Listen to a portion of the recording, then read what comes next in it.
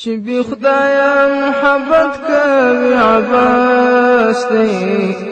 شیطانی او نفسانی هوا هواس دی چې بی خدایا محبت کوي عباس دی قدرمنو اوریدونکو ستاسو پام راړو د الحاج مولوي محمد یاسین فهیم صاحب و اصلاحي بیان ته په دې هیله چې د پای تر شیبو راسره مل واوسئ. هیڅ د خدایه سره نه وي حب په مثل د ګنګیو او مګس دی شیطانی او نفسانی هوا هواس دی. بسم الله الرحمن الرحيم. الحمد لله رب العالمين حمد الشاكرين. الصلاة والسلام على سيد الأنبياء والمرسلين سيدنا ونبينا وشفيعنا ومولانا محمد وعلى آله وأصحابه الطيبين الطاهرين. قدرمنو اوریدونکو د ژوند د لارې د خپرونې مینوالو السلام علیکم ورحمة الله وبرکاته. ستاسو روغتیا او خوشحالي د پاک رب نه غواړم په دې هیله چې د صحت او عافیت جامې په تن ولرئ او خوشحالي مو په برخه وي. دا دی زه محمد یاسین فهیم د ژوند د لارې د خپرونې په وړاندې کولو کې ستاسو په خدمت کې یم. زموږ د نننۍ خپرونې موضوع بیا هم د روژې فضائل او د روژې برکات. قدرمنو اوریدونکو د روژې مبارکه میاشت شروع ده او د روژې مبارکه میاشت کې د الله رب العزت رحمت د تیز باران په شان باندې وریږي او هغه وخت چې تیز باران وریږي مسلسل د هغه نه هر څه سیرابه کیږي او هر څیز د هغه نه ګټه اخلي او هر شی په دې باران باندې صفا کیږي او هغه په دې باندې وینځل کیږي. همدارنګه په دغه برکتناکه میاشت کې د الله رب العزت رحمت سره هر مسلمان انسان سیرابه کیږي او د هغه فایده اخلي او د هغه ګناهونه په دې مبارکه میاشت کې صفا کیږي او وینځل کیږي. خو شرط دا دی چې په هغه صورت کې چې تیز باران مسلسل وریږي په هغه باندې هر شی سیرابه کیږي او صفا کیږي چې هغه لوښی سیده ایښی وي. نو که یو لوښی سیده نه وي ایښی بلکې هغه پړ مخې په ځمکه باندې پروت وي نو که 10 ورځې باران ووریږي د هغه لوښي منځ ته اوبه نه ورځي. دا خو لا پرېږده چې هغه دې سیرابه شي او هغه دې په دې باران باندې ووینځلی شي یا دې صفا شي. نو د روژې په مبارکه میاشت کې د الله رب العزت رحمت د تیز باران په شان باندې راوریږي خو د دې نه فایده هغه انسان وچتوي هغه انسان ترې فایده اخلي چې هغه د خپل د زړه لوښی سیده کړی وي یعنی د ورځې روژه نیسي او د شپې د الله رب العزت په طاعت او عبادت باندې مصروفه وي نو دې د خپل د زړه لوښی سیده کړی د الله رحمت ته د الله مغفرت ته نو دا انسان به په دې مبارکه میاشت کې د الله رب العزت د رحمت نه او د الله رب العزت د بخښنې نه ګټه اخلي. الله رب العزت به دې ته بخښنه کوي او په وروسته ورځو کې به الله دې ته د نیکو اعمالو توفیق ورکوي.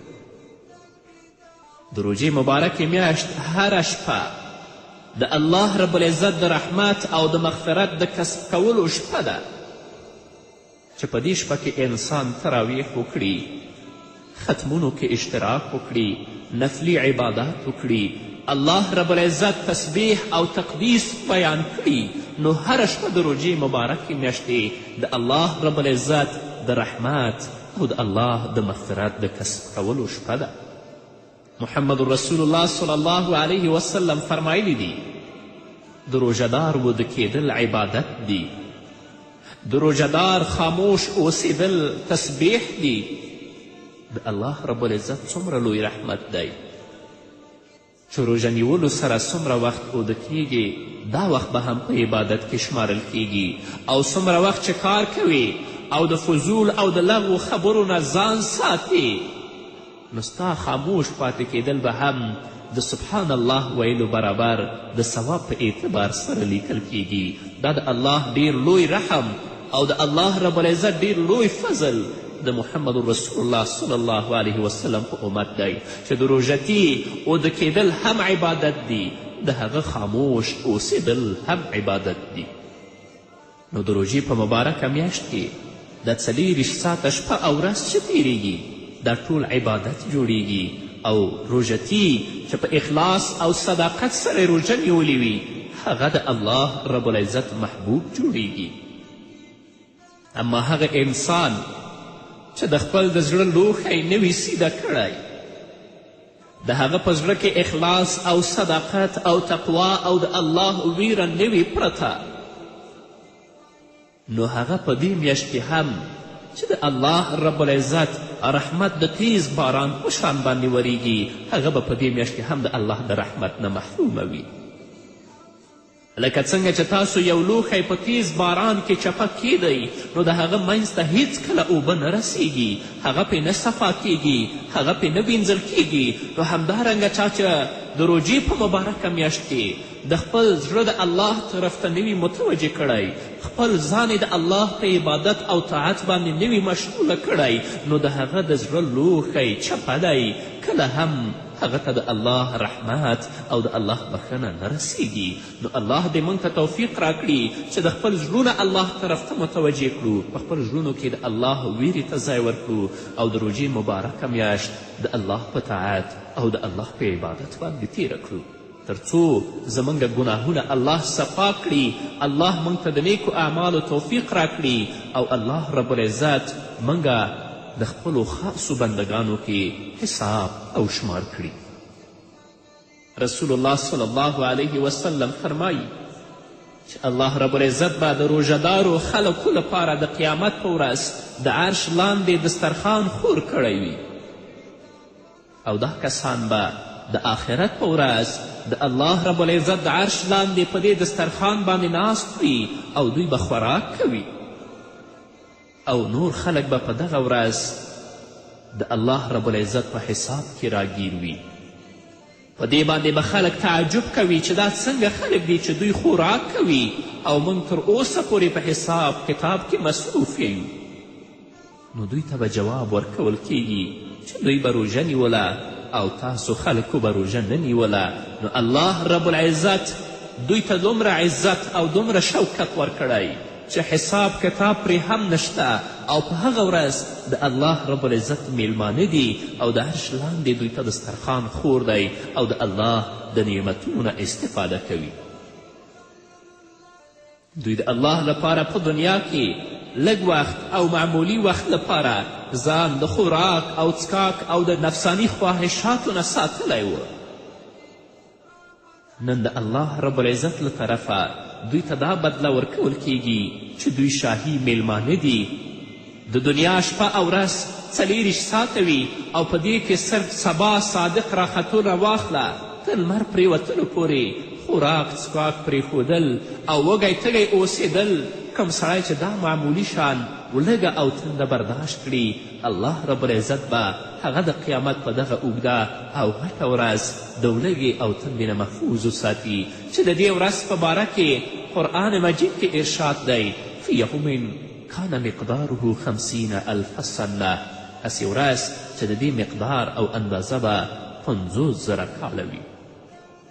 نو الله رب العزت دی د روژې په مبارکه میاشت کې موږ ته د نیکو اعمالو توفیق راکړي. دا نه چې صرف په خولې باندې موږ روژه نیولې وي، خوراک نه کوو، څښاک نه کوو، خو غیبت کوو،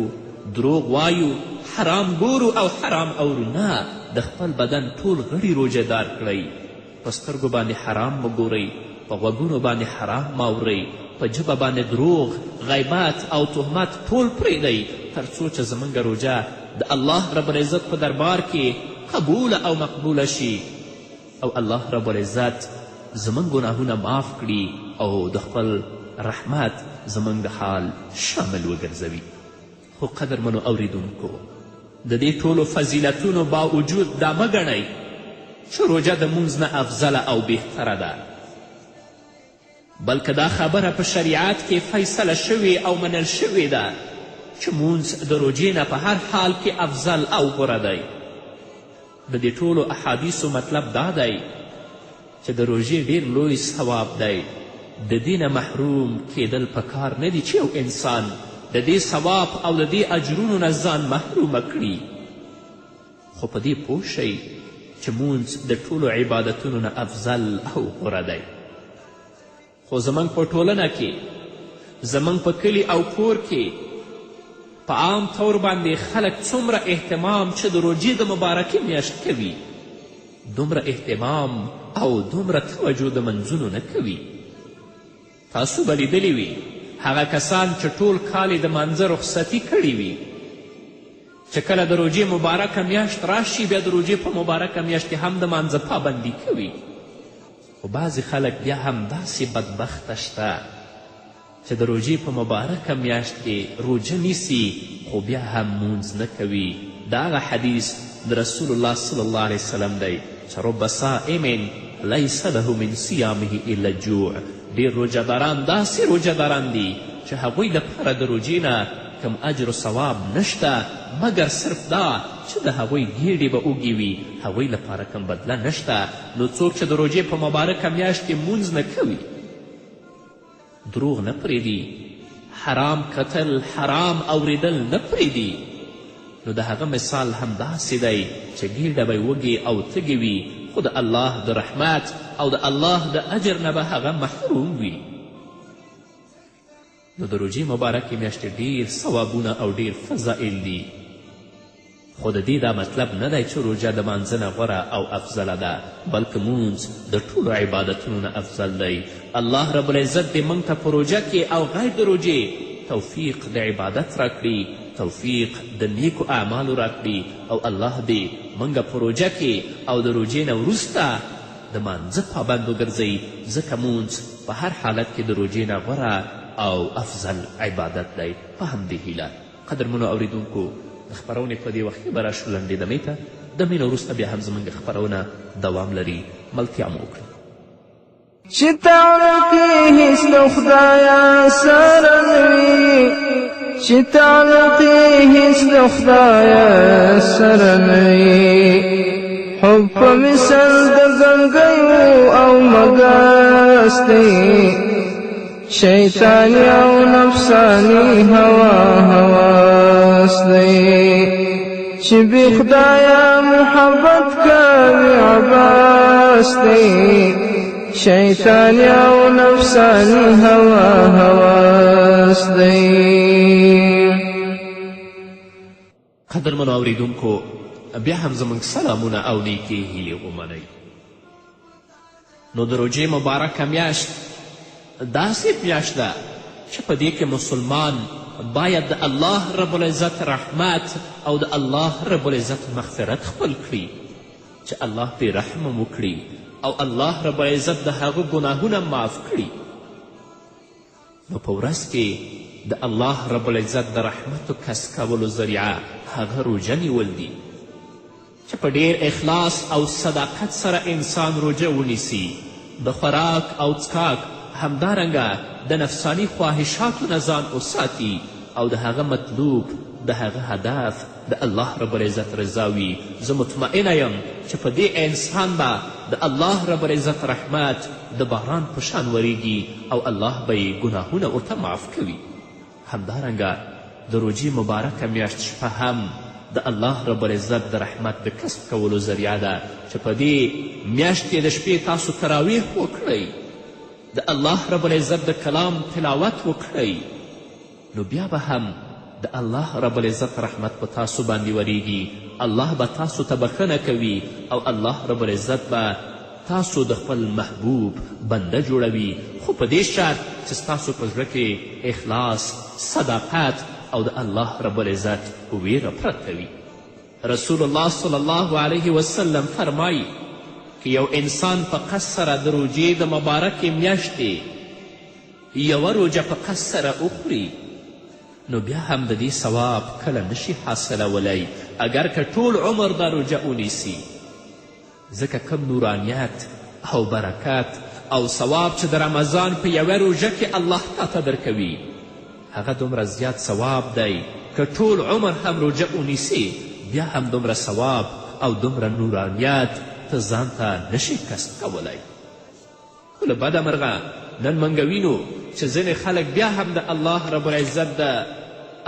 العزت نه نه ویریږي. د روجې په مبارکه میاشت کې چې هغه د الله د عبادت میاشت ده، د الله د رحمت او د الله د مغفرت میاشت ده، بیا هم په بدو، په فسادو او په منکراتو باندې اخته دي. نو داسې انسانان د الله د رحمت نه محرومه دي او رسول الله صلی الله علیه وسلم فرمایي چې بدبخته انسان او ازلی بدبخته انسان، شقی انسان هغه دی چې هغه هم د روجې په مبارکه میاشت کې د الله د رحمت نه محروم پاتې شي او دې ته په دې میاشت کې هم بخښنه ونه شي. نو څومره چې کولی شئ قدرمنو اوریدونکو د روجې په مبارکه میاشت کې صدقات کوئ، نفلي عبادات کوئ، ځکه الله رب العزت ستاسو یو نفلي عبادت په یو نفلي عبادت کې الله تاسو ته دومره ثواب درکوي لکه څه په نورو میاشتو او په نورو ورځو کې تاسو یو فرض کوئ. رسول الله صلی الله علیه وسلم فرمایي چې قیامت کې به د ټولو نه وړاندې د مونځ حساب کیږي. الله رب العزت به فرشتو او ملائکو ته ووایي چې زما د بنده مونځ وګورئ، دا نامکمل دی او که پوره او مکمل دی. نو که د هغه مونځ پوره وي هغه به پوره لیکل کیږي، او که د هغه مونځ ناقص وي نو څومره چې نقصان وي هغه به لیکل کیږي. الله به بیا فرشتو ته ووایي چې تاسو وګورئ د سره څه نوافل شته او که نشته. که د ده سره نوافل وي نو په هغې سره به د نوافلو تکمیل کیږي، یعنې ستا نفلي عباداتو سره به الله رب العزت هغه فرض منځونو کوي چې ستا نقصان دی الله به هغه پوره کوي. دغه شان به د زکات حساب کیږي، اول به د فرض زکات حساب کیږي، که په دې کې څه کمای راشي نو په نفلي صدقاتو سره به الله رب العزت د دې تکمیل کوي. نو راشئ د روجې په مبارکه میاشت کې تراویح وکړئ، نفلي عباداتو ته مخه کړئ، صدقاتو ته مخه کړئ، تر څو چې الله رب العزت د آخرت په ورځ موږ په خپل رحمت کې راونغاړي او هغه تقصیرات چې موږ په فرضي عبادتونو کې شوي دي الله رب العزت هغه په دې نفلي عباداتو سره موږ ته پوره کړي. نو قدرمنو اوریدونکو د روجې مبارکه میاشت داسې میاشت ده چې انسان باید په دې کې کوشش وکړي چې د الله رب العزت رحمت خپل کړي او خپل تضرع او عاجزي لاسونه الله ته پورته کړي تر څو الله رب العزت د دې ګناهونه معاف کړي او تل لپاره د نیکو اعمالو توفیق ورکړي. رسول الله صلی الله علیه وسلم فرمایي کله چې د رمضان المبارک لومبنۍ او اوله شپه شي نو د اسمان دروازې خلاصې شي او په دې دروازو کې یوه دروازه هم د رمضان آخره پورې نه بندیږي. د روژې مبارکه میاشت په اوله شپه د آسمان ټولې دروازې خلاصیږي او تر څو چې د روژې مبارکه میاشت نه وي تیره شوې یوه دروازه هم نه بندیږي. نو که یو مسلمان بنده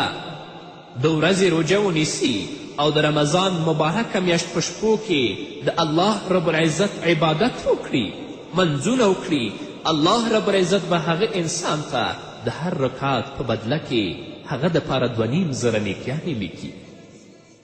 د روژې په مبارکه میاشت کې که ته یو رکعت لمونځ هم کوې الله رب العزت به تا ته د یو رکعت په بدل کې 2.5 نیکیانې لیکي. او رسول الله صلی الله علیه وسلم فرمایي هر رکعت په بدل کې به الله رب العزت هغه دپاره یو کور په جنت کې جوړوي. او بیا چې کله روژهدار د رمضان د لومبۍ ورځې روژه وساتي نو د هغه تیر شوي رمضان نه واخله تر اوسه پورې ټول ګناهونه الله د هغه بخي. خو د هر څه نه مهم اخلاص غوره دی چې په زړه کې اخلاص ته ځای ورکړو، د الله ویرې ته ځای ورکړو، بیا به عبادات الله رب العزت په خپل دربار کې قبولوي. په همدې هیله قدرمنو اوریدونکو دا نو زموږ نننۍ خپرونه چې ستاسو درانه حضور ته وړاندې شوه تر بلې خپرونې پورې چې زه بیا هم ستاسو درانه حضور ته راځم تاسو ټول په پاک رب سپارم. پاتې ژوندم نیکمرغه، ښاد، بریالي او کامیاب اوسئ. چې بنا د محبتي پر دنیا وي، چې بنا د محبتي پر دنیا وي، محب نه دی خود غرض ابوالهواس دی، شیطانی او نفسانی هوا هواس دی چې بی خدایا محبت کوي عباس دی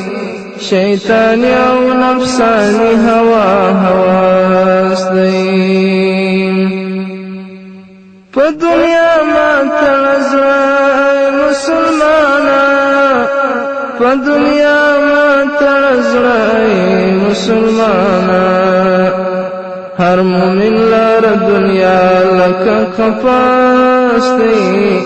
شیطانی او نفسانی هوا هواس دی چې بی خدایا محبت کوي عباس دی شیطانی او نفسانی هوا هواس دی